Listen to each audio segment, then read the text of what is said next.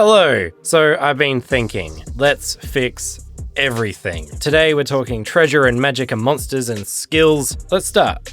This change, and it's a simple one but I really love it, is treasure. I've now packaged treasure into neat little cards. Playing a game in person, they're now a fun little handout and a great way of tracking inventory.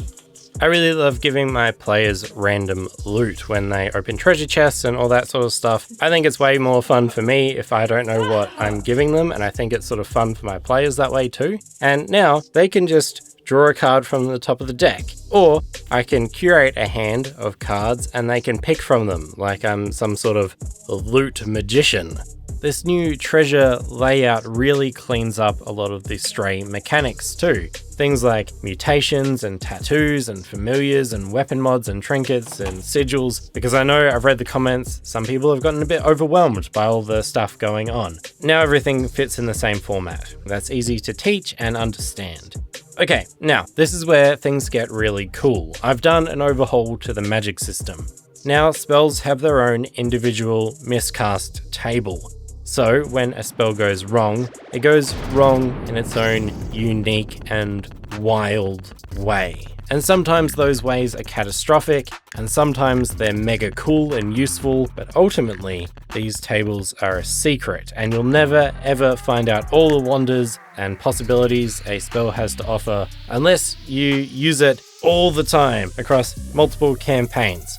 On top of that, big spells are more likely to miscast, and better spellcasters are better at harnessing wild magic gone astray, so they're more likely to have better miscast results than ones that are going to blow them up. On top of that, I wanted to implement wizard dueling, fighting magic with magic, and now you can counter spells with other spells if you can think quickly and creatively and you can manage to cast them. I also added a new armor type for magic defense, which I call a ward value.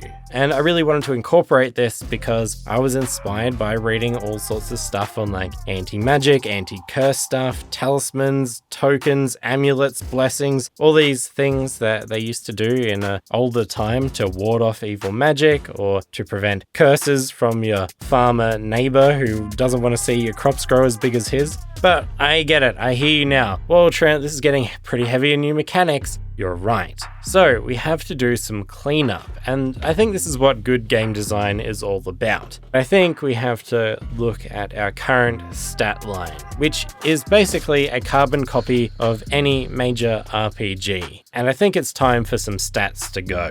Wisdom, let's axe that. Our games don't use it enough and it confuses new players, and nobody knows what it actually does. See you later, Wisdom. Constitution, don't need it. This could be combined with the strength stat quite easily, and that's just because our game is already simple enough, it doesn't need its own thing. Charisma, we use this a whole bunch to resolve social interactions, but I don't think it needs its own stat. Bluffing, intimidating, charming, performing, they could all use other stats instead. That's fine. And I think it comes with the bonus of everyone feels like they have their own strengths and weaknesses in a social interaction. Like, for example, it's easier to intimidate a scrawny goblin than it is a fierce troll. But outwitting that troll might be way easier than outwitting a goblin. But now we've taken things away, we're left with 3 stats. I want to add in a 4th, and I think I want to add in a magic stat to make things a little bit more simple. Magic is a massive part of the game, everyone can harness it, and everyone will be exposed to it in some way eventually, so this new stat is called Lore, and it represents someone's understanding or connection to magic. Magic shouldn't be reserved for smart people. And this also means that we can do something really funky when it comes to casting spells or using magic weapons and all that sort of stuff. We can use 2 stat modifiers at the same time. So a spell might require Lore and Strength and have a higher target number. Take a spell that turns your skin to stone. Well, that spell requires a deep connection to magic, but it also takes someone who is strong to undergo that transformation. Okay, so monsters. In an ideal world, players could explore a map and go wherever they wanted, and a games master could quickly generate weird and wonderful monsters on the fly to encounter. Well, I want players to explore the world and encounter monsters that just exist in the world. They're not there to be a target to fight necessarily. They're there just because they are. What adventurers do with those encounters, setups, is up to them, but I totally want them to randomly encounter things that are bigger and scarier and will totally annihilate them given the chance. And adventurers will have to work around that.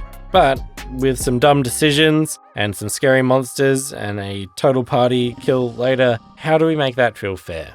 In video games where the story is linear, so is the challenge. You'll encounter things that get progressively more difficult. And this feels fair, because you know the rules. In a game where the story is a sandbox or an open world, typically challenges will scale depending on how far away you go from your starting point. This also feels fair. You learn the rules very quickly. Sometimes though, games will break this rule and put a big scary monster in a low level area so you have something to be scared about. But they do this not without warning the player first. Typically, these monsters come with some sort of lore or warning, or you watch them rip someone's head off before you go anywhere near them. And this feels fair. And eventually, 50 hours later, when you progress and you get tooled up and you come back to that place, you can now fight that monster. And you realize that monster is no longer the monster, you are the monster now, and it feels good. So, how do we do this in RPG form when the Games Master has no idea what sort of random monster that exploration will generate? Well,